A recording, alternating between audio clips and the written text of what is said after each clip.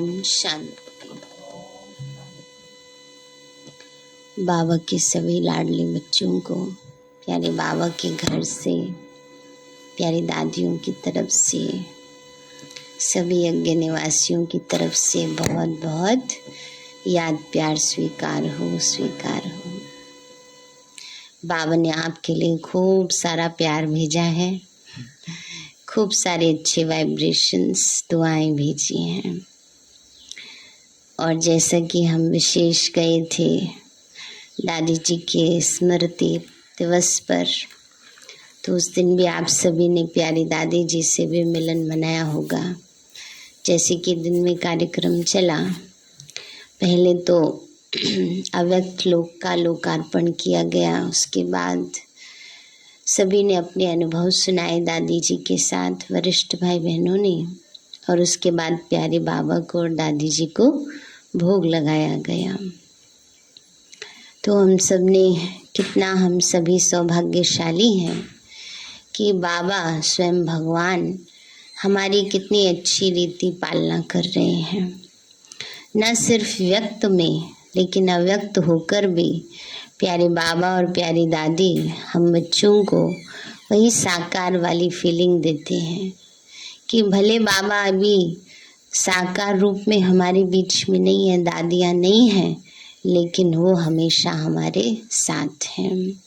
उनके इतने powerful vibrations हमें हर बात में मदद करते हैं, पुरुषार्थ में, स्वोन्नति में, सेवा में।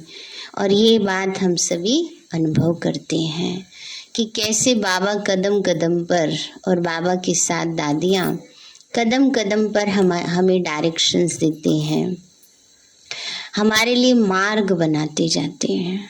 कोई मुश्किल काम ही नहीं है।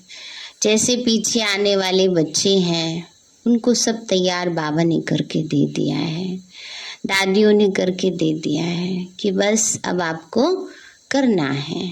करना तो खुद को ही पड़ेगा, बिना किए तो बहुत मिल रहा है, पर फिर भी बीज तो हमें बोना ही पड़ेगा ना। इसलिए जब तक हम अपने कर्म द्वारा पुरुषार्थ का बीज नहीं बोएंगे, वो उतना श्रेष्ठ पुरुषार्थ नहीं करेंगे, तब तक मंजिल हमारे नज़दीक नहीं आएगी। तो हम सभी के प्रति जो दादी जी की, प्यारे बाबा की आशा है, उसको हमें पूर्ण करना है।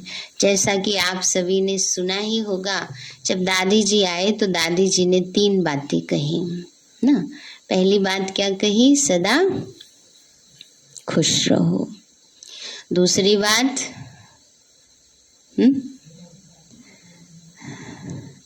टेंशन से नहीं सुना, बस उस समय सुन लिया, दादी आई खुश हो गए, बाद में उसका रिपीट नहीं किया।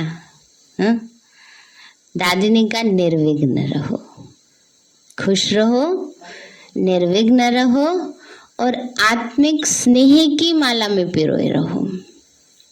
जब सबके प्रति आत्मिक स्नेह की भावना होती है तो अपने आप ही पुरुषार्थ में सरलता आ जाती है।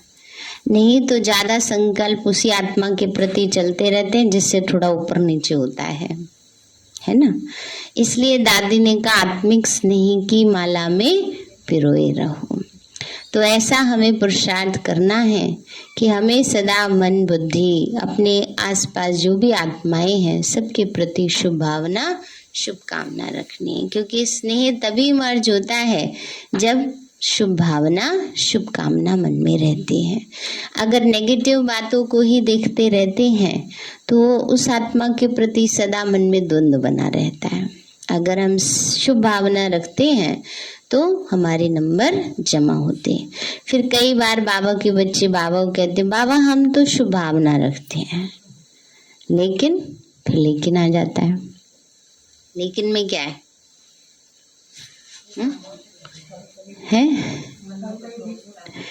कि हम तो रखते हैं, वो नहीं रखते हैं। तो उनका किया हमें थोड़ी मिलना है, हमारा किया हमें मिलना है ना। इसलिए अपने मन से सब आत्माओं, यही हमारा अंतिम पुरुषार्थ है। सबको आत्मिक दृष्टि, आत्मिक भाव, इस अभ्यास का हमें पूरा वो करना है। तभी हम सदा खुश भी रह सकेंगे और निर्विघ्न भी रह सकेंगे। क्योंकि विघ्न मुख्य रूप से किस बात का आता है? अपने संस्कारों का। जिस संस्कार में जो आत्मा कमजोर होती है उसी वही संस्कार उसके लिए विघ्न बन जाता है ना। इसलिए हमें विशेष यही लक्ष्य रखना है कि हमें निर्विघ्न रहना है ना। अपनी अवस्था पावरफुल बनानी है। अब तो समय नहीं है कई कहते दीदी अभी 14 साल है क्या पता वो 14 साल ऐसे निकल जाए जैसे शुरू वाले 14 साल निकले यज्ञ की स्थापना के 1936 से 50 तक। बाहर भी नहीं दरवाजा खोल करके देखते थे क्या होता है। कहते हैं दादियाँ सुनाती हैं आना दे देते थे, पता ही नहीं था उसमें कितनी सब्जी आनी है, टोकरे भर के आनी है कि मुट्ठी भर के आनी है ना। तो इसलिए बाबा कहते हैं आगे वाली स्थिति ऐसी भी हो सकती है, पर जिनकी अवस्था अच्छी रहेगी बाबा उनको हर प्रकार से भरपूर रखेंगे। कोई भी हलचल वाली बात नहीं होगी, ना हलचल आएंगी और बिजी रखेंगे ज्ञान योग में, साक्षात्कार में। पता ही नहीं चलेगा बाहर में जैसे इतनी हलचल हो रही। अभी भी तो देखो ना बाहर में कितनी हलचल है, लेकिन बाबा ने अपने बच्चों को सेफ रखा हुआ है। तो ऐसा पुरुषार्थ हम सभी को करने का लक्ष्य रखना है। अभी हम प्यारे बाबा के महावाक्य सुनेंगे। आज बाबा के 15 तारीख के महावाक्य हैं। बाबा बोले, मीठे बच्चे, तुम्हें ऐसा बाप मिला है जो बाप, टीचर, सद्गुरु तीनों ही एक है। मीठे बच्चे, तुम्हें ऐसा बाप मिला है जो बाप, टीचर, सद्गुरु तीनों ही एक है। इसलिए अब भटकना छोड़ सच्ची सच्ची कमाई में लग जाओ। बुद्धि का भटकना छोड़ अब सच्ची कमाई में लग जाओ। प्रश्न है, नई दुनिया में राज्य करने के लायक कौन बनते हैं? बाबा बोले, जो अभी सर्वशक्तिमान बाप से सर्व शक्तियाँ प्राप्त करते हैं। तुम बच्चे रूहानी वॉरियर्स हो। वॉरियर्स में ना योद्धे हो, युद्ध कर रहे हो। बाप की मत पर अपनी राजधानी स्थापन कर रहे हो। बाप तुम्हें श्रीमत देते हैं कि योग बल से तुम विजय प्राप्त करो। फिर दूसरा प्रश्न है, किन बच्चों के हर कदम में कमाई जमा होती है? बाबा बोले, जो हर कर्म श्रीमत पर करते हैं उनके हर कदम में कमाई ही कमाई है। बाबा ने कहा जो बच्चे हर कर्म कैसे करते हैं? श्रीमत पर करते हैं, उनके हर कर्म में कमाई ही कमाई है। याद में रहना भी कमाई है, योग लगाना ये भी कमाई है, सर्विस करना भी कमाई है। चाहे कोई सेवा कर रहे हैं, चाहे झाड़ू ही लगा रहे हैं, चाहे डस्टिंग ही कर रहे हैं, वो भी कमाई हो रही है। अगर बाबा की श्रीमत अनुसार है और बाबा की याद में है। यज्ञ सेवा करना भी कमाई है। रोटी बनाना, सब्जी काटना, ये भी क्या है? कमाई है। तो हर कदम हमारी कमाई ही कमाई हो रही। जितनी मर्जी कर लो, जितना मर्जी जमा कर लो और फिर आराम से बैठ के सारे कल्प खाओ। अभी तो कमाई करनी है, इसलिए जितने पल हैं उनको सफल करते जाओ। गीत है ओम नमो शिवाय। ओम शांति। अभी तुम बच्चों को यह मालूम हुआ है कि एक होता है लौकिक बाप और दूसरा होता है पारलौकिक बाप। जब कोई भी दुख होता है तो पारलौकिक माता पिता को याद किया जाता है। कोई सिर्फ परमात्मा को याद करते, कोई कहते तुम माता पिता हम बालक तेरे, तुम्हारी कृपा से सुख घनेरे। चाहे कोई माता पिता को याद करे या ना करे, लेकिन जब गॉड फादर कहते तो माता जरूर है ही। बच्चे माता के बिगड़ तो पैदा हो नहीं सकते, तो पारलौकिक माता पिता हैं जिनको याद किया जाता है। जरूर वह कुछ सुख देकर गए हैं। याद आता है भारत सुख धाम था, स्वर्ग था। लौकिक माँ बाप से दुख मिलता है तब तो पारलौकिक को याद किया जाता है, क्योंकि उनसे बहुत सुख मिलता है। नरक में है तब याद करते हैं कि फिर से स्वर्ग में जाकर सुख खनेरे पाए। गुरु लोग तो कहते हैं जब तब भक्ति आदि करो। बाबा तो ऐसी मत नहीं देंगे। बाबा कहते मैं थोड़ी कहूँगा जब तक भैया भक्ति आदि करो, तो कर ली तुमने, बहुत मिला, उस अनुसार मिल गया, भावना के अनुसार मिल गया। जिसने जैसी भावना से की उनको वो मिल गया। किसी ने साक्षात्कार के लिए किया उसको साक्षात्कार हो गया, किसी ने धन संपत्ति पाने के लिए किया उसको वो मिल गया, किसी ने पुत्र पाने के लिए किया, संतान सुख के लिए किया उसको वो मिल गया। बाबा कहते हैं जैसे एक पहले सभी ने कहानी सुनी होगी कि कोई ऐसे थे उनके भाग्य में संतान सुख नहीं था, उन्होंने बहुत भक्ति की तो उनको संतान हो गई, लेकिन कहा इतने साल बाद उसके नेत्र चले जाएंगे, तो सुख होते हुए भी सुख नहीं, क्योंकि उनके भाग्य में वो सुख नहीं था। तो तप करने के बाद भी प्राप्ति तो हुई पर उससे सुख नहीं मिला। पर अभी तो बाबा हमारा भाग्य ही ऊंचा बनाने की युक्ति बता रहे हैं। वहां तप करके फल तो मिल जाएगा, लेकिन तप करके भाग्य श्रेष्ठ कैसे बने वो इस समय बाबा हमें समझा रहे हैं। तो बाबा कहते हैं बच्चे, बाबा तो ऐसी मत नहीं देते। लौकिक बाप तो कहेंगे पढ़ने के लिए टीचर के पास जाओ, फिर वानप्रस्थ अवस्था होगी तो कहेंगे गुरु के पास जाओ। बाबा तो तुमको ऐसे नहीं कहते। देखो लौकिक और पारलौकिक में कितना फर्क है, वह कितना भटकाते हैं। ये तो कहते हैं मैं तुम्हारा बाप भी हूँ, टीचर भी हूँ और गुरु भी हूँ, तो फिर तुमको भटकाऊंगा कैसे? यह तो तीनों ही खुद हैं, इसलिए इनको सब याद करते हैं। मनुष्य तो भक्ति मार्ग में बहुत धक्के खाते हैं, ज्ञान मार्ग में धक्के खाने की तो बात ही नहीं है। यह भक्ति और ज्ञान दुख और सुख का खेल बना हुआ है जो बच्चों को समझाते हैं। हद का टीचर हद की पढ़ाई पढ़ाते हैं। मैं तो बेहद का टीचर तुमको बेहद की पढ़ाई पढ़ाता हूँ। तुम बच्चे जानते हो ये है मृत्यु लोक। वो जो पढ़ाई पढ़ाते हैं पुरानी दुनिया के लिए, और हम जो कुछ पढ़ते हैं वो है नई दुनिया के लिए। बाबा ने कहा तो पुरानी दुनिया के लिए पढ़ाई है, ये नई दुनिया के लिए है। यह दुनिया दिन प्रतिदिन पुरानी होती जाती है, इनमें सुख कभी भी मिलना ही नहीं है। सुख और दुख ये तो खेल बना हुआ है, यह बाप ही समझाते हैं। बाप तो आत्माओं से बात करते हैं, बच्चे तुम ही सुख में थे, फिर जब रावण की प्रवेशता होती है तब धीरे धीरे दुख शुरू होता है, फिर कल्प के संगम पर आकर तुमको सुख में ले जाते हैं। बाबा ने कहा बच्चे तुम सुख में थे, धीरे धीरे दुख में आए, अब फिर से बाबा सुख में ले जा रहे हैं। अभी तुम्हारी बुद्धि का ताला खुल गया पक्का? कभी खुलता है कभी बंद हो जाता है ऐसा तो नहीं है। बाबा ने कहा तो तुम बच्चे जानते हो यह सब बातें यथार्थ हैं, ये बाप के सिवाय कुछ सुना नहीं सकते। बाबा ही आकर तुम बच्चों को सुख देते हैं। अभी तुम बच्चे जानते हो आत्मा अविनाशी है, यह शरीर तो बदलना पड़ता है।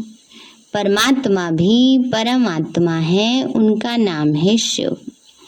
तो जो सभी मनुष्य मात्र हैं उनका रचयिता है।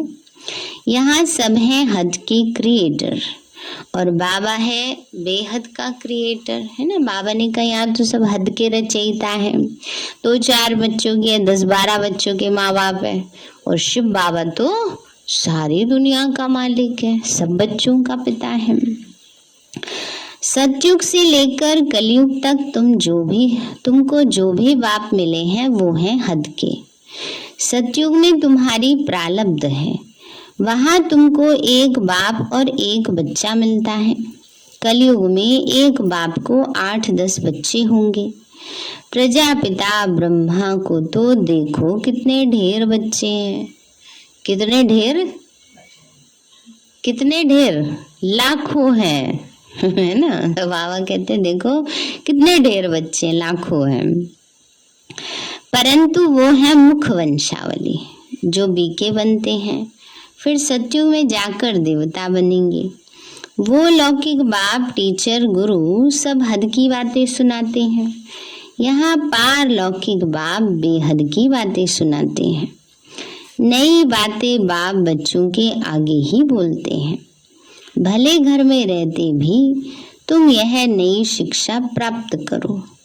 यह भगवान की पाठशाला है। बाबा ने कहा किसकी पाठशाला? इंसान की नहीं, किसी की, भगवान की है। स्वयं भगवान हम बच्चों को पढ़ा रहे हैं।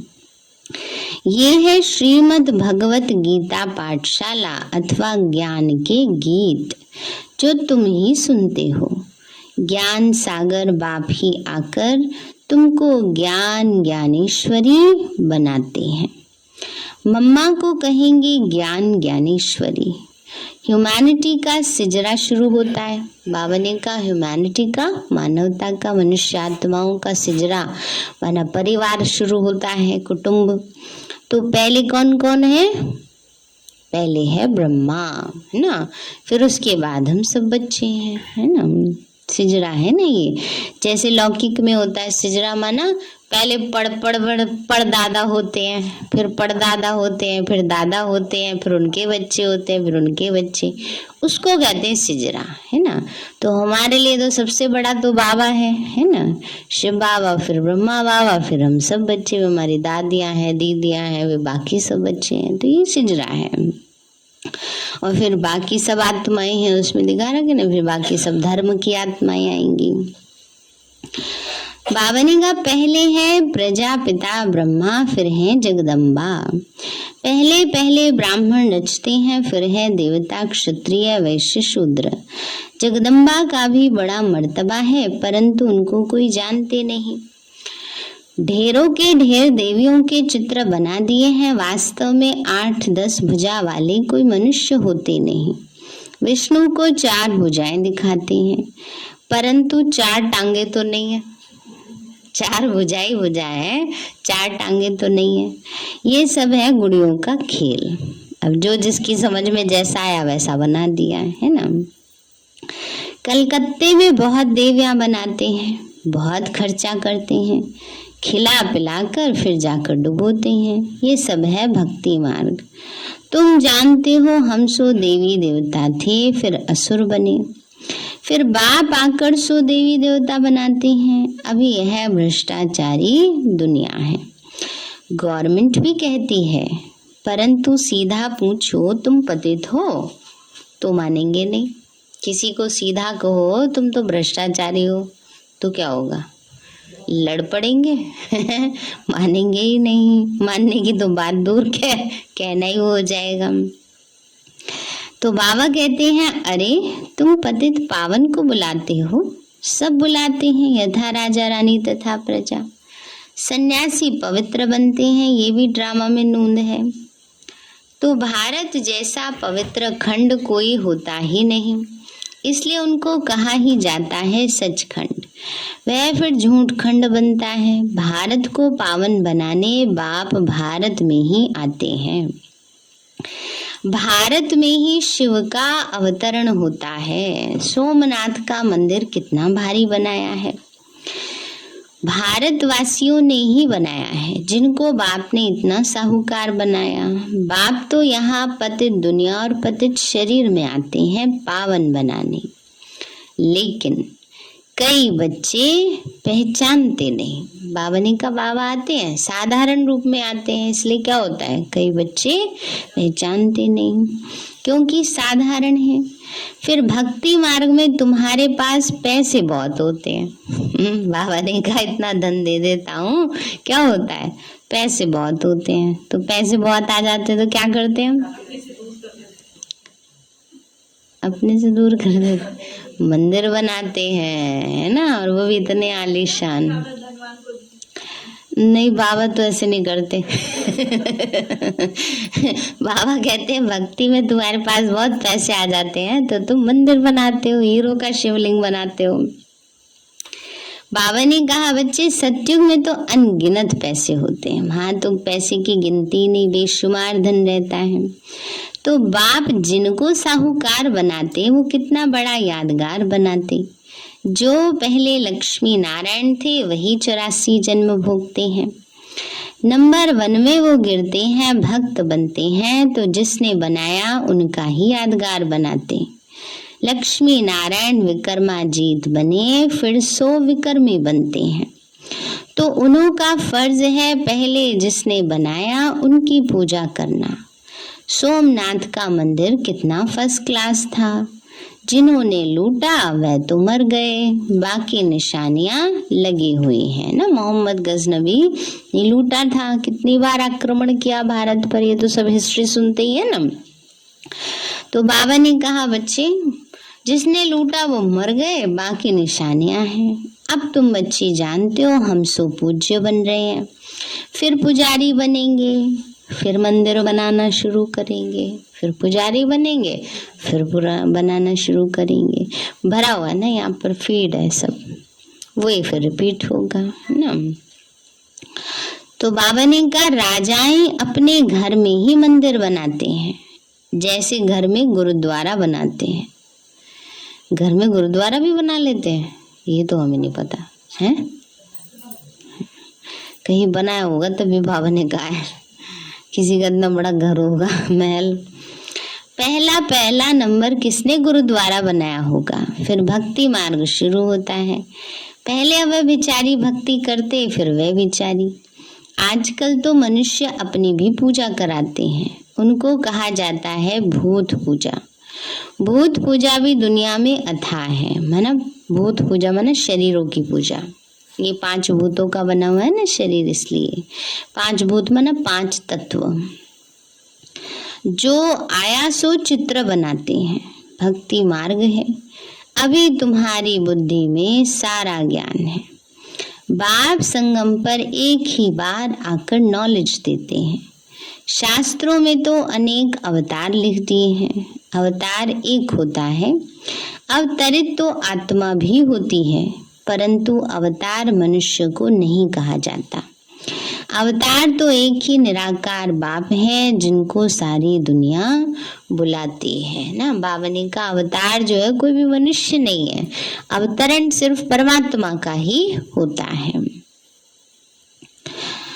बाबा ने कहा बच्चे, फादर तो एक ही होगा जो परम धाम में रहते हैं, तो मदर भी चाहिए। क्या मदर भी परम धाम में रहती है? नहीं, मदर फादर का प्रश्न यहाँ होता है, वहां तो इन सब बातों से परे है, ये सब बात ही नहीं है ना। परमात्मा और हम आत्माएं हैं। फादर को यहाँ क्रिएट करना है, इसलिए बेहद के बाबा को याद करते हैं। बाबा आकर स्वर्ग की रचना करो, उनको कहा ही जाता है हेवनली गॉड फादर।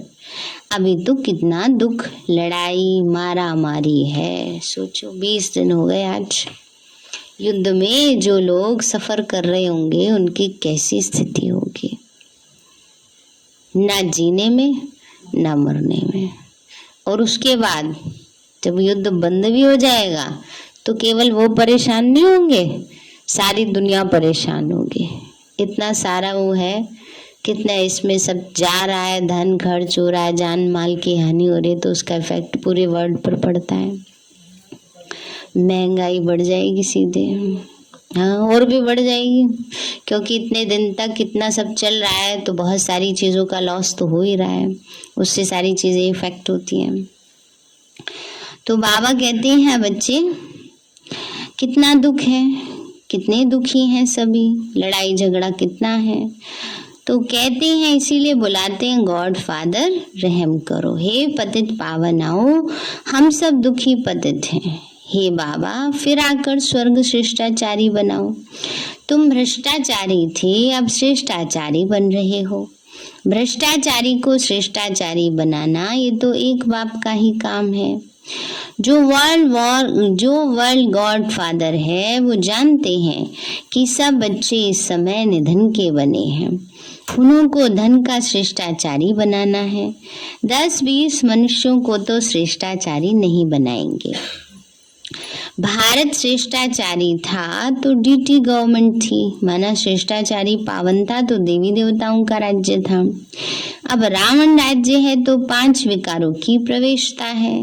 भगवान वाच एक निराकार को ही भगवान कहा जाता है। एक गीता को खंडन करने से सब शास्त्र खंडन हो जाते हैं। बाबा कहते मैंने तुमको जब राजयोग सिखाया था तो भारत स्वर्ग बन गया था। गीता मैंने सुनाई थी। कृष्ण को सारी दुनिया का भगवान कह न सके। हम आत्माओं का बाप तो निराकार भगवान है। बाकी है कैसे कहा गीता का भगवान श्री कृष्ण है। कहते हैं व्यास ने लिखा ना। बाबा ने कहा बच्चे कई कहते हैं कैसे पता चला आपको गीता का भगवान कृष्ण है, तो कहते हैं व्यास ने गीता लिखी है ना। तो व्यास ने भी गीता कैसे लिखी, गुफा में जाके वो बैठ गए, उनको जो जो याद आता रहा वो लिखते गए। ये नहीं कि कोई उन्होंने देखा है या उन्हें कहीं लिखा हुआ मिल गया है, ऐसा हुआ था नहीं। जो उनकी बुद्धि में मर्ज हुआ वो उन्होंने लिख दिया है ना। तो कुछ अच्छा भी और कुछ उलझा हुआ भी मर्ज हुआ है ना। एक्यूरेट तो है पता नहीं। और दूसरी बात उन्होंने जो लिखा, उन्होंने कहीं श्री कृष्ण नाम नहीं लिखा, लेकिन माधव केशव ये शब्द का प्रयोग किया। तो माधव केशव जो है वो निराकार के लिए भी कहा जाता है। तो इसलिए कंफ्यूजन तो मनुष्यों ने अपने आप ही क्रिएट किए हैं। तो बाबा ने कहा बच्चे कहते हैं व्यास ने लिखा, परंतु बाबा कहते हैं नए विश्व का रचयिता ज्ञान का सागर पतित पावन मैं हूँ। मुझे ही सभी आत्माएं पुकारती हैं, हे पतित पावन परमात्मा आओ, आकर मुझे पावन बनाओ। निराकार बाप ही ब्रह्मा द्वारा पतित दुनिया की स्थापना और पावन दुनिया की स्थापना और पतित दुनिया का विनाश कराते हैं। फिर जो पवित्र बनते वही राज्य भाग्य करते हैं। तुम हो शिव शक्ति सेना, जगदम्बा निमित्त बनी हुई है। वह भी शिव बाबा से योग लगाए शक्ति ले रही हैं रावण पर विजय पाने के लिए। भारत में ही रावण राज्य है, भारत में ही रावण को जलाते हैं। भारत श्रेष्ठाचारी था, यहाँ कलयुग में भारत भ्रष्टाचारी है। यही खेल है, भ्रष्टाचारी से श्रेष्ठाचारी और श्रेष्ठाचारी से भ्रष्टाचारी। ये चक्र कैसे फिरता है यह बड़ी समझने की बातें हैं। तुम बच्चे जानते हो हम सब कुछ करते हुए भारत को स्वर्ग बना रहे हैं। बाप की श्रीमत पर तुम हो रूहानी वॉरियर्स, योग बल वाले, सर्वशक्तिवान बाप की मत पर अपनी राजधानी स्थापन कर रहे हो। बाप मत देते हैं कि योग बल से तुम विजय पा सकते हो। बाबा ने कहा भी बाबा मत देते हैं कैसे विजय प्राप्त करनी हमें, योग बल से। कोई लड़ाई झगड़ा करने की कोई आवश्यकता नहीं, कहीं बुद्धि फंसाने की जरूरत नहीं, बस योग लगाओ। योग में रहना ही यह भी कमाई है। यज्ञ सर्विस करना ये भी कमाई है। और सब चल रहे हैं मनुष्यों की मत पर और तुम हो सर्वशक्तिवान बाप की मत पर, और कोई विश्व पर जीत पा न सके। ड्रामा में उनका पार्ट ही नहीं है वर्ल्ड पर राज्य करने का। कितनी बड़े ते बड़ी और साधारण बातें हैं, प्रदर्शनी से अभी तक इतना समझते नहीं हैं तो भी प्रजा निकलती रहती है। बाबा ने कहा प्रदर्शनी से इतना समझते नहीं है, वैसे भी जल्दी जल्दी में बस थोड़ी कोई बातें समझ में आती हैं, है ना। बाबा ने कहा जिनको प्रजा बनना है वो तो आएंगे ही, है ना, थोड़ा बहुत ज्ञान लेकर जाएंगी तो भी प्रजा निकलती है। अच्छा मीठे मीठे सिक्के लदे बच्चों प्रति माता पिता प्यार और गुड मॉर्निंग रूहानी बाप की रूहानी बच्चों को, रूहानी हम बच्चों की रूहानी माता पिता। नमस्ते नमस्ते नमस्ते बाबा नमस्ते। धारणा के लिए मुख्य सार है, हर कर्म श्रीमत पर करना है। याद में रहकर यज्ञ सेवा कर अपनी कमाई जमा करनी है। भावनी का बाबा की याद में रहकर यज्ञ सेवा कर क्या करना है, कमाई जमा करनी है। दूसरा है, भटकना छोड़ भविष्य नई दुनिया के लिए पढ़ाई पढ़नी है। अब भटकना छोड़ भविष्य नई दुनिया के लिए क्या करना है, पढ़ाई पढ़नी है। ज्ञान को धारण कर ज्ञान ज्ञानेश्वर ज्ञान ज्ञानेश्वरी बनना है। इस ईश्वरीय ज्ञान को धारण कर ज्ञान ज्ञानेश्वर बनना है। जो इस समय ज्ञान ज्ञानेश्वर बनते हैं वो राज राजेश्वर बनते हैं, मन राज करने वाले बनते हैं। वरदान दिया आज बाबा ने, अमृत वेले अपने मस्तक पर विजय का तिलक लगाने वाले स्वराज्य अधिकारी सो विश्व राज्य अधिकारी भव। अमृत वेले अपने मस्तक पर विजय का तिलक लगाने वाले स्वराज अधिकारी सो विश्व राज्य अधिकारी भव। बाबा बोले रोज अमृत वेले अपने मस्तक पर विजय का तिलक अर्थात स्मृति का तिलक लगाओ। भक्ति की निशानी तिलक है और सुहाग की निशानी भी तिलक है। जब पूजा करने जाते हैं सबसे पहले क्या लगाते हैं, तिलक, है ना। और शादी होती है तब भी तिलक लगाया जाता है, चाहे दूल्हा हो चाहे दुल्हन हो, है ना। तो बाबा कहते हैं राज्य प्राप्त करने की निशानी भी राज तिलक है। कभी कोई शुभ कार्य में सफलता प्राप्त करने जाते हैं तो जाने से पहले तिलक देते हैं। तो आप सबको भी बाप के साथ का सुहाग है, हमारा विनाशी सुहाग है। उस लौकिक सुहाग का तो कभी है कभी नहीं, किसी का पहले चला जाए किसी का बाद में, है ना। वो तो एक नाम का है, लेकिन असली सुहाग सच्चा रक्षक कौन है, शिव बाबा है। तो वो है हमारा अविनाशी सुहाग। तो बाबा ने कहा साथ का सुहाग है इसलिए अविनाशी तिलक है।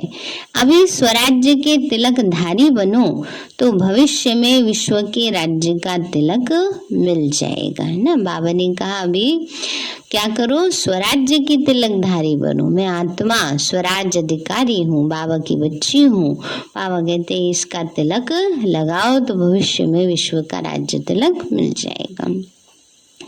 स्लोगन है, ज्ञान गुण और शक्तियों का दान करना ही महादान है। ज्ञान गुण और शक्तियों का दान करना ही महादान है। फिर है अनमोल ज्ञान रत्न, दादियों की पुरानी डायरी से। जिस समय कोई दैवी वत्स समझता है कि मैं तन मन धन सहित यज्ञ में स्वाहा अर्थात अर्पण में हो चुका हूँ, उस समय उस अर्पण हुए वत्स में कुछ भी अपनापन नहीं रहता। सब यज्ञ की सर्विस में आ जाता है। उसमें भी तन और मन तो नजदीक रहता है, धन फिर भी अलग है। तो तन मन को यज्ञ की सर्विस में लगाना, बाबा ने कहा तन मन को यज्ञ की सर्विस में लगाना ही शुद्ध सेवा है। यदि कहता है तन मन धन यज्ञ में अर्थात ईश्वर प्रति है, तो फिर अपने लिए कुछ भी रह नहीं सकता और मन कोई भी माया के अशुद्ध संकल्प तरफ दौड़ नहीं सकता।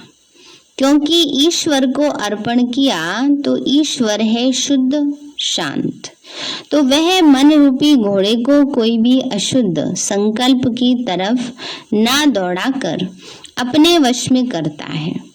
यदि माया के हाथ में देता है तो माया वैरायटी होने के कारण भिन्न भिन्न प्रकार से उंगली लगाती है।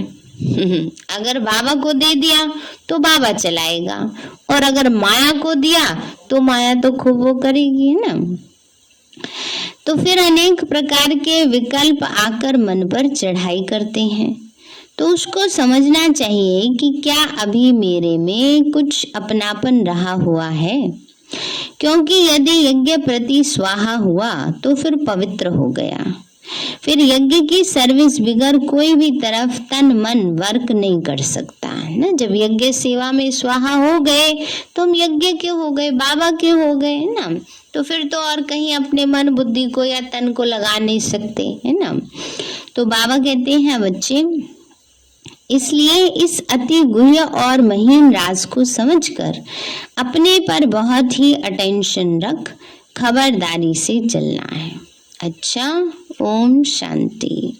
सार है मीठे बच्चे, तुम्हें ऐसा बाप मिला है जो बाप, टीचर, सदगुरु तीनों ही एक है। इसलिए अब भटकना छोड़ सच्ची सच्ची कमाई में लग जाओ। प्रश्न है, नई दुनिया में राज्य करने के लायक कौन बनते हैं? बाबा बोले, जो अभी सर्वशक्तिवान बाप से सर्व शक्तियां प्राप्त करते हैं। तुम बच्चे रूहानी वॉरियर्स हो, बाप की मत पर अपनी राजधानी स्थापन कर रहे हो। बाप तुम्हें श्रीमत देते हैं कि योग बल से तुम विजय प्राप्त करो। दूसरा प्रश्न है, किन बच्चों के हर कदम में कमाई जमा होती है? बाबा बोले, जो हर कर्म श्रीमत पर करते उनके हर कदम में कमाई ही कमाई है। याद में रहना भी कमाई, सर्विस करना भी कमाई, मन सेवा करना भी कमाई, यज्ञ सेवा करना भी कमाई। गीत है ओम नमो शिवाय। ओम शांति। मीठे बाबा, आपने हमें सब कुछ दिया, आपका पदम गुणावार शुक्रिया। प्यारे बाबा, आप हमें ज्ञान, गुणों, शक्तियों, वरदानों और सद्बुद्धि से भरपूर करते हो। आपका बार बार शुक्रिया। मीठे बाबा, आपने मुझ आत्मा को, इस सेवा स्थान को, विश्व की सर्व आत्माओं को निर्विघ्न बनाया। आपका बार बार शुक्रिया। प्रकृति के पांचों तत्वों का भी शुक्रिया। साइंस के साधनों का भी शुक्रिया। लौकिक अलौकिक परिवार का भी शुक्रिया। हे तन, तुम्हारा भी शुक्रिया। विश्व की सर्वात्माओं का और ब्रह्मांड की सारी शक्तियों का सब प्रकार का सहयोग देने के लिए शुक्रिया। मीठे बाबा, मुझ आत्मा ने जाने अनजाने में जिन भी आत्माओं को मनसा वाचा कर्मणा दुख दिया है, मैं उन सभी से क्षमा चाहती हूँ। मुझे क्षमादान दिलाओ। और जिन आत्माओं ने मुझे दुख दिया है, विघ्न रूप बने हैं, मैं उन सभी को दिल से क्षमा करती हूँ। सबका कल्याण हो, सबको सुख शांति सद्बुद्धि मिले और बाबा के सेंटर की सेवाएं खूब बढ़ती जाएं। शिव बाबा से सारी शक्तियाँ मुझ आत्मा में समा रही हैं, पूरे शरीर में फैल रही हैं, पूरे घर में फैल रही हैं, पूरे देश पूरी दुनिया में फैल रही हैं। सब प्रकार के वायरस नष्ट होते जा रहे हैं। मैं आत्मा परम धाम में चमकती हुई मणि हूँ। सतयुग में पावन देवताई शरीर में पहले नंबर जन्म में रॉयल फैमिली में हूँ। मैं अष्टभुजाधारी देवी दुर्गा हूँ। विघ्न विनाशक गणेश हूँ। मैं बाबा की छत्र छाया में पलने वाली सर्वश्रेष्ठ ब्राह्मण आत्मा हूँ। मैं फरिश्ता हूँ। मेरे साथ सब कुछ बहुत अच्छा होगा। मेरे साथ सब कुछ बहुत अच्छा होगा। मेरे साथ सब कुछ बहुत अच्छा होगा।